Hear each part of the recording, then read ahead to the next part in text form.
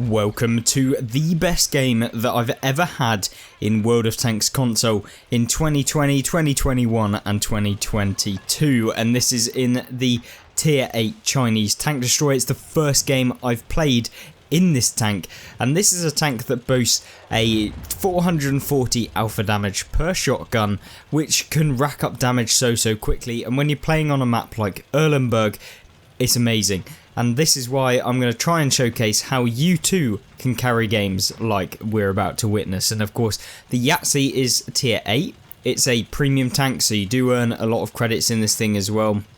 And it is a tank that, to all intents and purposes, is very much like my playstyle. It's a more brawling tank destroyer. You can play it a little bit better than something like the Gorilla 15, which we showcased yesterday.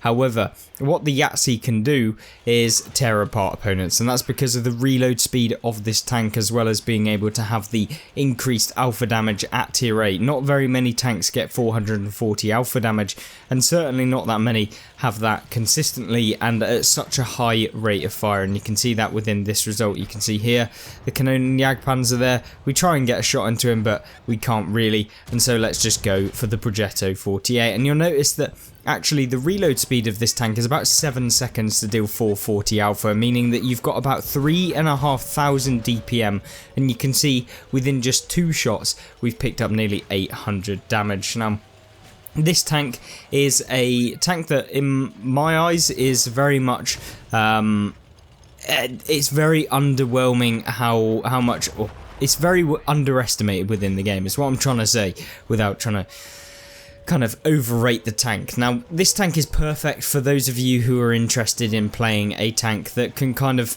move forward. You can play it traditionally like a tank destroyer, and actually we use this tank with advanced concealment, advanced optics, and we play it more as a kind of a stealthy yet aggressive TD, and it works out very well. After playing just a few games, we've managed to average about 5,000 damage every single game. Now, that is probably down to the fact that this game was just outstanding, which is why I guess we've had such a result. However, the Cannon Jagdpanzer 105 over here is being a little bit of a pest, at least to us, so we're just going to wait here. We need to get him out of the game, and then we can deal with the flanks as and when we need to. And once we've got him out of the game, that'll be perfect, because he keeps poking these ridge lines. We just got to wait, and luckily the WZ on our team finishes him off. Now, there's an Object 257, which can be a bit of a nuisance, and you'll actually note that we don't get spotted here, and that's because of the amazing, and I literally mean amazing, camo of this tank. Even when we fired, we didn't get spotted, and that's perfect. That's how you want to be playing this tank. And you can see here we're using the bush. We do get spotted there somehow because, you know, camo works apparently as intended. However, the game's not looking too good. This is a tier 9 game. Unfortunately, we crash into the WZ there, which is a bit unfortunate on my part. But you can see in a tier 9 game, the enemy team are starting to wrap up a lot of damage on our tanks. And we've got to be very mindful that we don't want to get caught out by the T30 that's on the enemy team, as a lot of our teammates are finding out. But we also want to make sure that we are getting out damage as quickly as possible to really help our team be able to push, be able to kind of win the game, because it's still winnable at this point.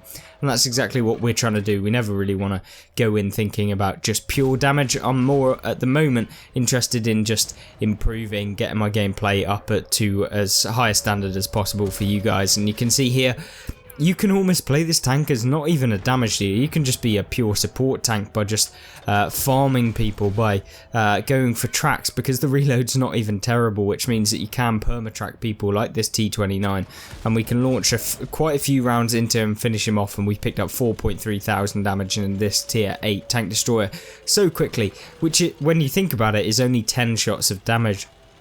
Having noted that there is 50 seconds on the cap until the enemy team cap, we need to make sure that we don't get capped out, because that will be the worst thing possible. There's an E75 that's sat over there that we're going to kind of go towards. We need to get him out of the game so we don't get a crossfire going, which ends up in us getting taken out. Now, the Tiger 2 on the enemy team is sat there. We could go for the shot on him. Unfortunately, we don't manage to hit him. We start to load the heat rounds here. and this is where the changes kind of happen, is when you load heat, you pretty much don't bounce in this thing. And yes, it's kind of one of those debates where premium means that you basically can do things that other tanks can't. You're not bouncing off of tanks primarily, and that is how you're able to do certain things. However, we fired pretty much exclusively standard in this thing up until this point, so you don't need it. It's just more a case of in those clutch scenarios you don't want to be bouncing, and that's exactly what we're after. Now then, the E75 there, sat side on, we go for the side of the turret. Unfortunately, we don't actually pen. Obviously, the E75 side of turret is good, but you can pen it if it does angle slightly. Unfortunately, we kind of must have low rolled on penetration or just hit at a steeper of an angle, which has meant that we didn't manage to pen.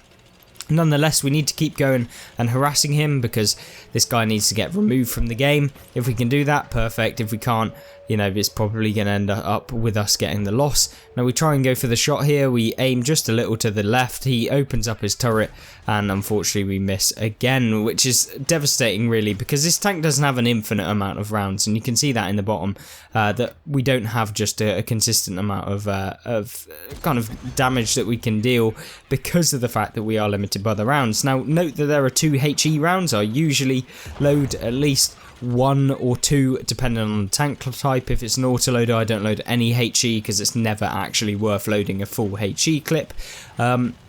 But that's why we've got a couple in this tank, because it means that if you come up against any tier 10 artillery pieces, any waffles, any really lightly armoured tanks, then we can dish out like, what, 500 damage per shot with this thing, especially since the normal rounds are 440, so I think is about 560 that you get with a HE, which is amazing, and certainly one of the best that you'll probably note in terms of tier 8 tank destroyers, and ones that can do it so consistently.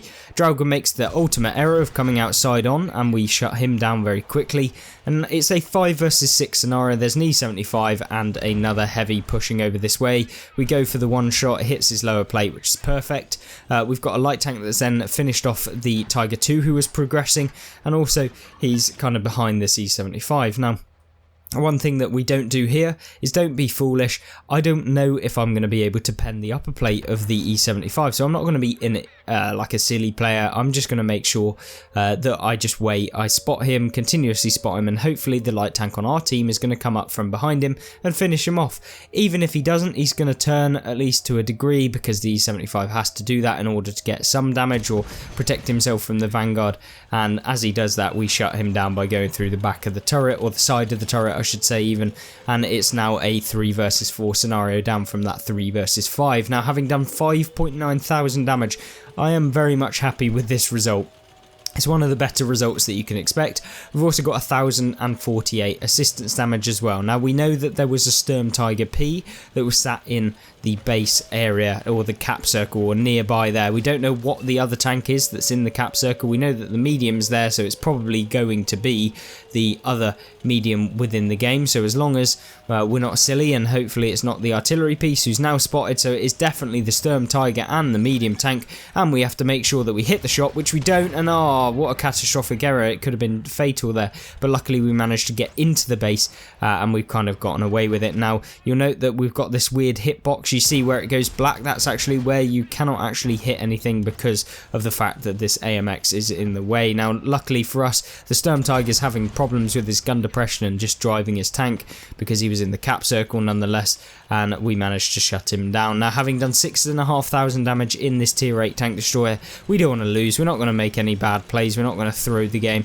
You also note that there's an artillery piece, so we wait a little bit before moving because we don't want to get taken out. The artillery almost hits us blind nonetheless, and now it is just a case of the artillery piece left alive. We have a HE round for him to ensure that we can finish him off. The M40 43, the little pest, the rat, is now taken out, and that finalises the game. What an unbelievable result, and one of the best games, if not my best game in the 2020s, if that makes sense, of World of Tanks, at least from a carrying perspective, an enjoyment perspective, and also being able to have a pure base XP amount, 2,572 base experience in the Yahtzee, making this probably one of the highest base experience games that you've seen in World of Tanks. I certainly know that if you get over 2,000 base experience in anything over a tier 8, you've had an outstanding round of World of Tanks, and that is exactly what we've managed to do, picking up 6,820 damage just under